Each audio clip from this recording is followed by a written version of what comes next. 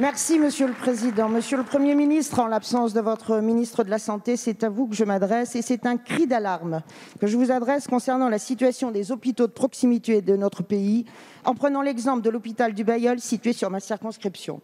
C'est de la survie du pôle santé Sarthe-Loire, comme de beaucoup d'autres dont il est question aujourd'hui. Depuis 2019, cet établissement est déjà fortement impacté par la pénurie des médecins, des urgences régulièrement fermées la nuit et un SMUR fonctionnant de manière totalement aléatoire. À cette situation dégradée s'ajoute désormais la mise en application de la loi Rist qui, malgré ses bonnes intentions pour plafonner les rémunérations des intérimaires, va avoir des conséquences immédiates désastreuses en renforçant la pénurie de médecins. Ainsi, dans 15 jours, l'établissement pourrait ne plus disposer que d'un seul anesthésiste un jour par semaine. Pour les 100 000 habitantes et habitants de ce territoire, l'impact sera donc majeur. Fermeture des blocs opératoires, de la maternité, des services d'urgence et une réorientation des patients sur des établissements éloignés, eux-mêmes déjà en difficulté dans certaines disciplines. Le remède sera finalement pire que le mal et nous nous dirigeons vers une rupture de la continuité des soins dans plusieurs de nos territoires sur fond de désarroi des populations. Vos logiques de métropolisation, de regroupement et de rationalisation des coûts dans des zones déjà sous-dotées n'ont fait qu'aggraver les effets de la désertification médicale. Nous ne pouvons plus tolérer de voir reléguer des habitants de nos territoires ruraux à un statut de citoyens de seconde zone. En 2019, j'avais déjà interpellé la ministre Buzyn sur la fermeture des services d'urgence. Qu'avez-vous fait depuis lors pour pallier cette situation dramatique? Quelles mesures fortes d'urgence allez-vous prendre? Aujourd'hui, Monsieur le Premier ministre, c'est la survie tout court de nos hôpitaux qui se pose et avec elle, celle de la réquisition, pourquoi pas, de la réserve sanitaire nationale. Des vies sont en jeu, vraiment. Merci, Madame la députée. La parole est à Monsieur le Premier ministre. Monsieur le Président, Mesdames et Messieurs les députés, Madame la députée, le sujet que vous soulevez, j'en ai parfaitement conscience, est extrêmement important. Je pourrais très facilement vous renvoyer ou vous rappeler aux causes structurelles de la situation de l'hôpital français, à l'évolution de l'ONDAM. Je l'ai déjà dit à cette tribune. Oui, d'accord. Je vous ai dit que je ne m'appesantirais pas là-dessus, mais soyons tous modestes. La loi Rist, puisque c'est sur son application et sur ses conséquences concrètes dans un certain nombre d'établissements que vous m'avez interrogé, est une très bonne loi. Je le dis devant la représentation nationale, elle vise à mettre un terme à des pratiques qui ont été dénoncées par de nombreux professionnels et, j'ajoute, sur tous les bancs par de nombreux rapports parlementaires. Néanmoins, Madame la députée, je suis parfaitement conscient que dans certains territoires où la pénurie médicale est celle que vous avez décrite, et celui que vous avez cité n'est pas le seul. J'ai demandé à Olivier Véran de me faire, avant l'échéance que vous avez rappelée, d'entrer en vigueur de la disposition concernée, l'article 33, si je ne me trompe, de me faire des propositions pour regarder comment nous pouvons en adapter et en aménager de manière très pragmatique l'évolution. C'est le rôle du gouvernement de la République d'être toujours attentif et pragmatique aux situations particulières. Merci, Président. Monsieur le Premier ministre, vendredi dernier, la maire de Canteleu, ville de l'agglomération de Rouen, a été victime d'un emballement médiatico-judiciaire d'une violence inouïe. Son nom et sa photo ont été associés à un trafic de drogue de très grande envergure. Placée plusieurs heures en garde à vue, aucune charge n'a été retenue contre elle. Cependant, 19 personnes interpellées, mais une seule photo sur les journaux et les articles de presse. 19 personnes interpellées, mais seulement 2 noms cités et jetés en pâture. 19 personnes interpellées, mais rien sur les délinquants à l'origine de ce trafic de drogue organisé et bien connu des services de police. Comment, Monsieur le Premier ministre, comment une telle fuite d'informations ciblées peut-elle s'expliquer? Un déferlement de haine, de mensonges sur les réseaux, la présomption d'innocence bafouée, une image salie, un secret de l'instruction violé. À son arrivée, le garde des Sceaux avait fait du secret d'instruction un sujet prioritaire sur lequel travailler. Où en sommes-nous? Cette situation met également en lumière l'engagement quotidien des milliers d'élus que compte notre pays, mais aussi les risques auxquels ils s'exposent et doivent faire face pour lutter contre la délinquance et les grands trafiquants. Mélanie Boulanger, comme beaucoup d'autres élus, tire pourtant la sonnette d'alarme sur les trafics de stupéfiants depuis longtemps.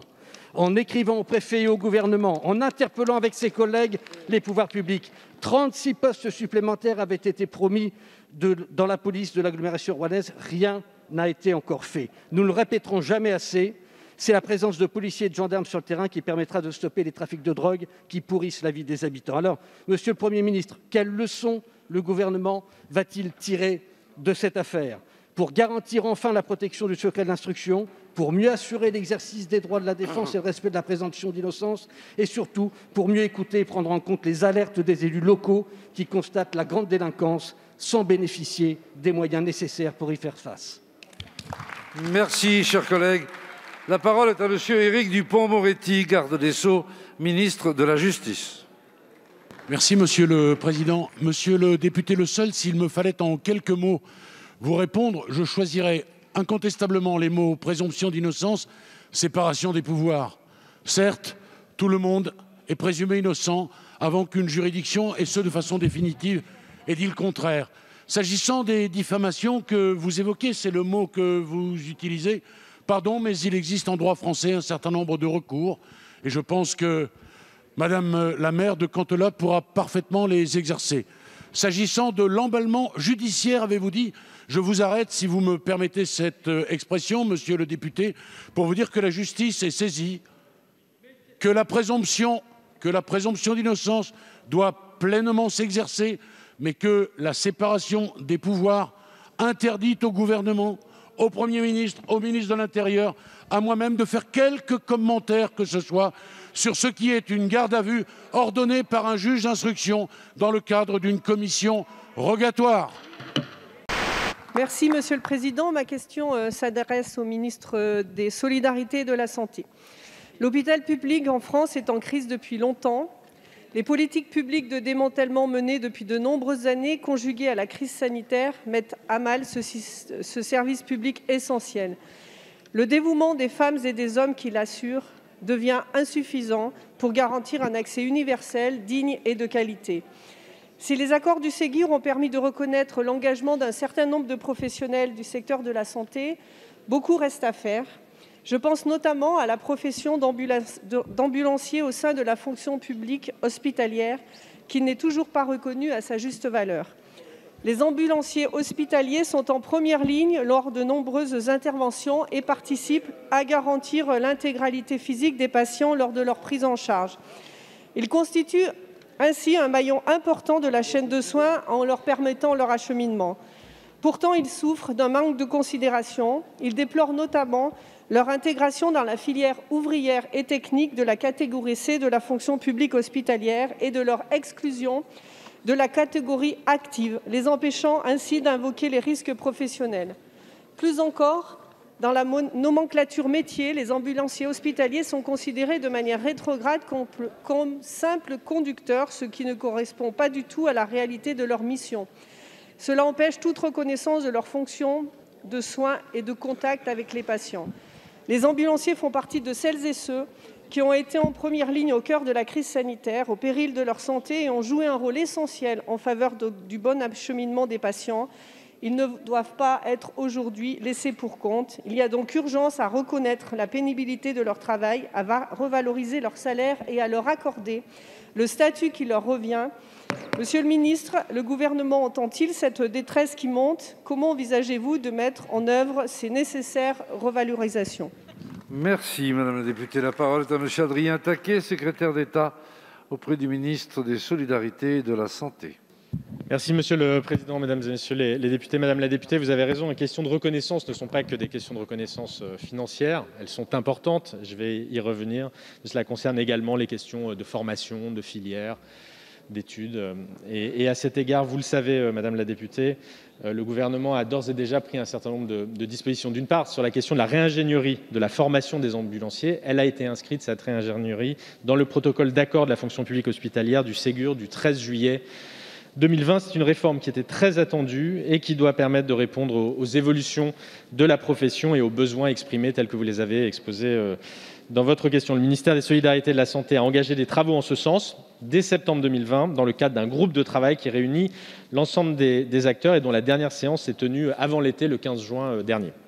Ce travail a permis d'élaborer un référentiel d'activité et de compétences et de revoir le référentiel de formation pour l'ajuster au mieux aux évolutions identifiées du métier. En ressort une nouvelle définition du métier qui souligne la double appartenance santé-transport et la réalisation de soins qui relèvent de l'urgence. S'agissant de la formation encore, une organisation rénovée a été mise en place qui permet de faciliter les passerelles entre les métiers. Cela a été acté. On sait que les questions de mobilité professionnelle au sein de différentes branches est souvent un obstacle à l'attractivité d'un certain nombre de métiers. Cela conduit à une augmentation de 3 semaines de la durée de la formation théorique, de 2 semaines de la durée de la formation clinique, pour un total d'un peu moins de 6 mois. Au vu de cette nouvelle durée, ce diplôme reste de niveau 3.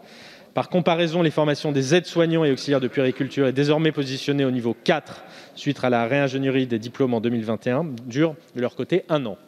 En conséquence, et en pleine cohérence avec ce qui se fait dans les autres professions, celle d'ambulancier ne relève pas de la catégorie B de la fonction publique. Le passage en filière soins n'a pas non plus été retenu. Cela ne veut bien sûr pas dire que le gouvernement ne reconnaît pas leur action. Les ambulanciers ont d'ailleurs bénéficié du complément de traitement indiciaire de 183 € net, un gain qui est conséquent en proportion de la rémunération qui est la leur. En outre, ils bénéficieront des mesures annoncées lors du rendez-vous salarial du 6 juillet 2020 sur la revalorisation de la grille et des carrières des agents de catégorie C. Voilà, Madame la députée, l'ensemble des mesures qui ont été prises en faveur de cette position. Monsieur le Président, Madame la Ministre, mes chers collègues, près de 45% d'agences d'intérim sondées et 2 tiers dans certains réseaux acceptent de discriminer nos compatriotes à la demande d'entreprises. C'est le triste bilan de l'opération testing menée par l'association SOS Racisme. Donc ces agences d'intérim et leurs clients, des entreprises, acceptent de mener des pratiques illégales au regard du Code du travail et du Code pénal. Je rappelle que ce dernier punit de 3 ans d'emprisonnement et de 45 000 € d'amende. Aussi, Madame la Ministre, la question est de savoir ce que va dire le gouvernement.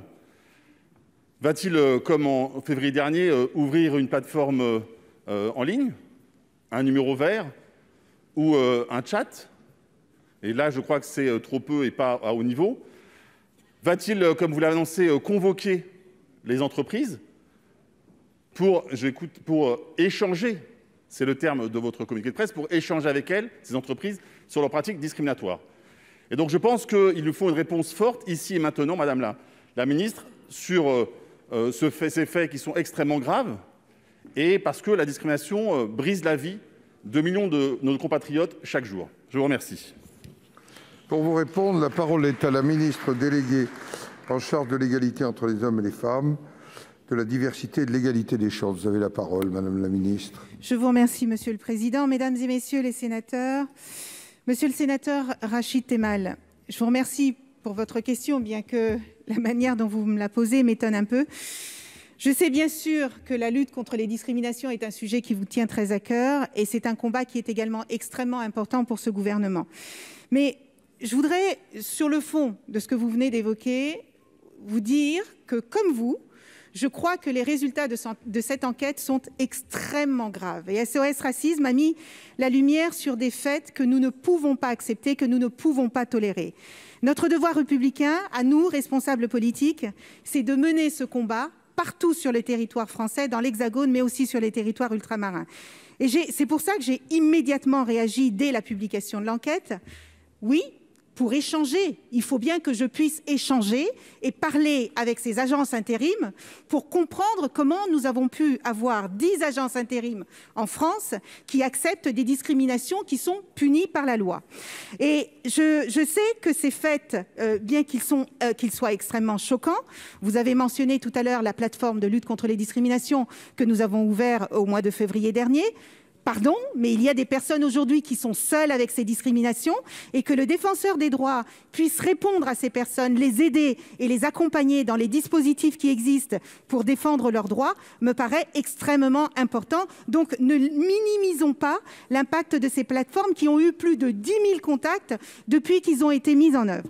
Et je voudrais également préciser que c'est quand même ce gouvernement qui a lancé une grande consultation citoyenne sur les discriminations du 8 avril au 31 mai dernier. Cette consultation inédite sur le sujet a été un temps fort de débat, de dialogue et de propositions avec tous, travail que nous avons fait avec des associations comme SOS Racisme et que nous continuons de faire aujourd'hui. Mesdames et messieurs les sénateurs, les discriminations sont bien plus que des entorses à nos valeurs républicaines, elles en sont la négation et elles sont des atteintes à la dignité des victimes et elles sapent notre cohésion sociale. Et c'est la raison pour laquelle ce gouvernement, aux côtés des associations, que je tiens d'ailleurs à remercier, est absolument déterminé à les enrayer. Et au-delà des postures, lutter contre les discriminations doit être un combat transpartisan qui exige de créer des outils concrets et efficaces, susceptibles d'orienter et de recueillir la parole des victimes pour qu'elles puissent faire valoir leurs droits. Et c'est ce à quoi nous nous employons au quotidien. Je vous remercie. Merci, monsieur Rachid Temal. Madame la ministre, il est normal qu'on pose des questions. Entendez bien que c'est le droit le plus élémentaire du Parlement. Et d'ailleurs, c'est comme ça que s'appelle notre séance. Effectivement, la discrimination vient miner chaque jour le pacte républicain et touche des millions de nos compatriotes partout sur le territoire national.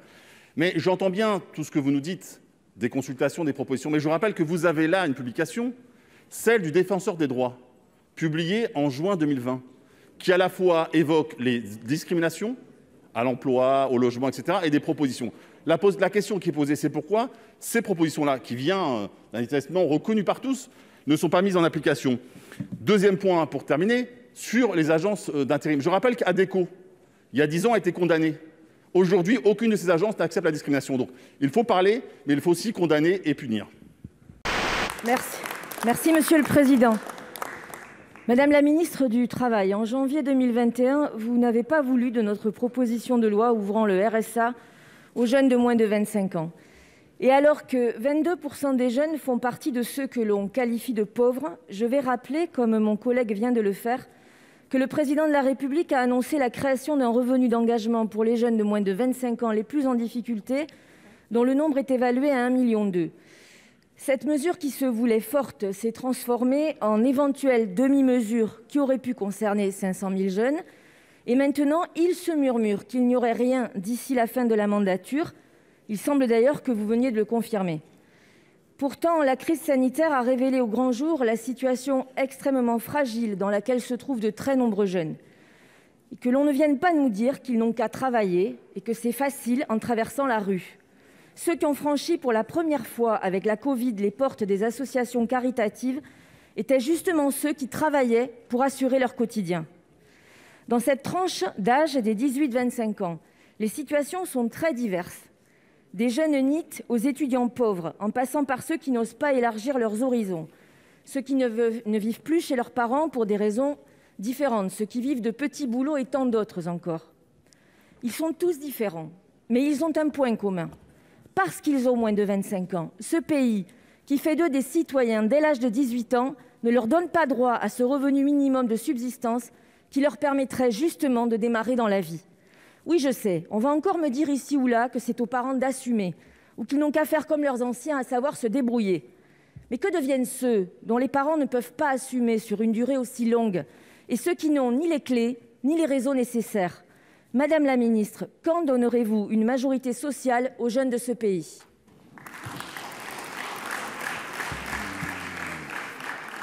Pour vous répondre, la parole est à Madame la ministre du Travail, de l'Emploi et de l'Insertion, Madame Borne. Merci, Monsieur le Président, Mesdames et Messieurs les sénateurs, Madame la sénatrice Monique Lubin. Alors, je vous le confirme, notre volonté est de permettre à chaque jeune d'accéder à l'emploi. Parce que nous pensons que ce que les jeunes peuvent attendre de nous, c'est mieux, c'est plus qu'une allocation. Et c'est toute la philosophie du plan « Un jeune, une solution » qui a pleinement atteint ses objectifs. Cet investissement, dont je rappelle qu'il est de plus de 9 milliards d'euros, porte ses fruits avec un nombre d'embauches qui est resté au niveau d'avant-crise et un taux de chômage des jeunes qui est revenu à son niveau d'avant-crise. Et je voudrais le redire parce que ça peut sembler banal d'être revenu au niveau d'avant-crise, mais après la crise de 2008-2009, le chômage des jeunes avait augmenté de plus de 30%. Si la reprise économique offre de nombreuses opportunités d'embauche, je suis parfaitement consciente que certains jeunes ne pourront pas accéder à l'emploi sans un accompagnement renforcé. On constate en effet que près d'un jeune sur deux qui est sans emploi ni formation l'est depuis plus d'1 an, alors qu'une majorité souhaite effectivement accéder à l'emploi. Donc, comme le président de la République nous l'a demandé, nous devons faire plus pour ces jeunes.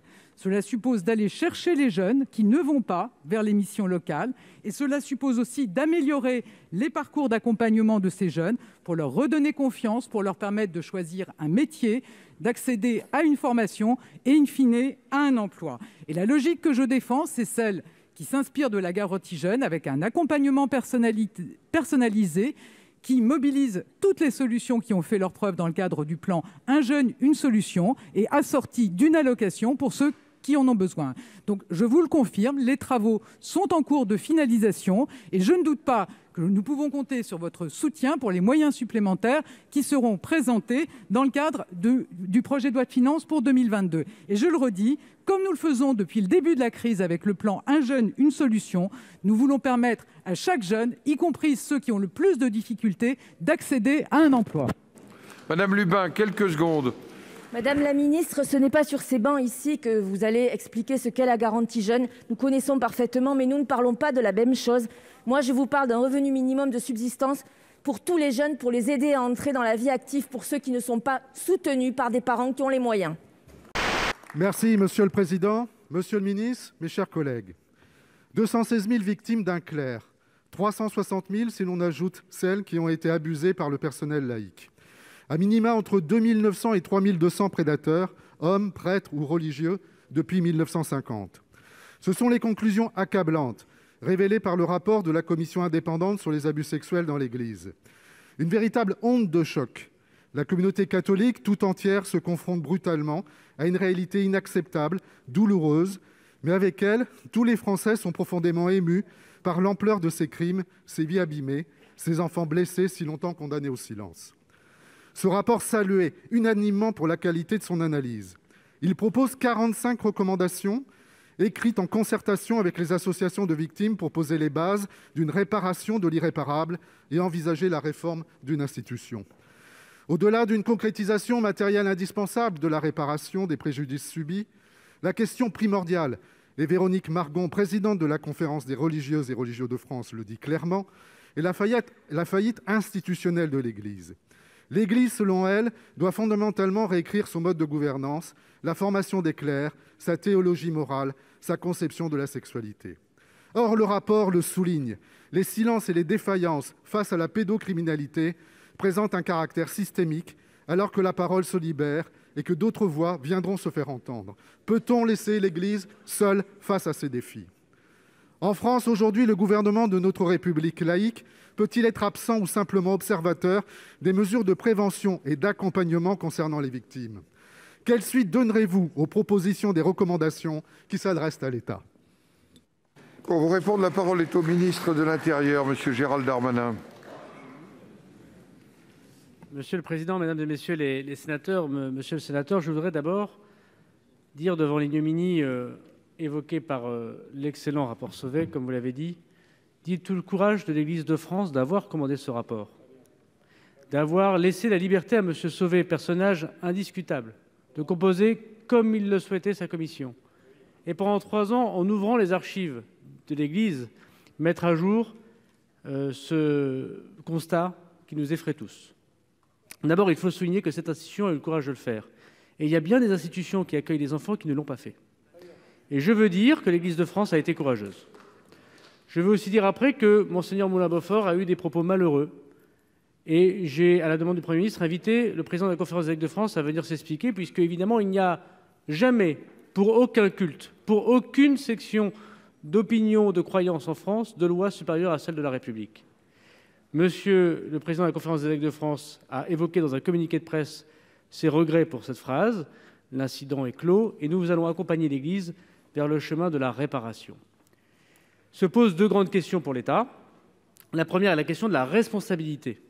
Ce que dit le rapport Sauvé, c'est que finalement la personne qui est responsable du crime sexuel, ce n'est pas simplement la personne, mais peut-être la personne morale, celle qui est l'Église de France, le diocèse, l'Église tout court. C'est une question très importante qui pose des questions financières de responsabilité très fortes. Et nous sommes, je l'ai dit à Mgr Mboulaa-Beaufort, à ses côtés pour pouvoir accompagner l'Église vers cette responsabilité, notamment financière, pour pouvoir juridiquement, c'est à l'Église de le faire bien sûr, mais juridiquement, pour que nous puissions voir les choses les yeux dans les yeux et pouvoir constater que le droit français l'accompagne parce qu'il y a une personne morale qui s'appelle l'Église. Et puis deuxièmement, il y a effectivement le secret de la confession, qui est un secret professionnel, dont il n'appartient pas au gouvernement de revenir sur ce secret professionnel, mais s'agissant des crimes sur les enfants, il y a des exceptions qui sont prévues. Et j'ai eu l'occasion d'expliquer, je l'ai dit à Mgr Mboulaa-Beaufort, que de notre point de vue, et la dépêche du garde des Sceaux le démontre, lorsque l'on est en connaissance d'un crime qui est en train d'être commis, évidemment, le droit de la confession, le droit du secret ne peut pas être gardé et ces personnes doivent, clercs, laïcs ou n'importe qui d'autre, les dénoncer à la justice. Monsieur Gillet.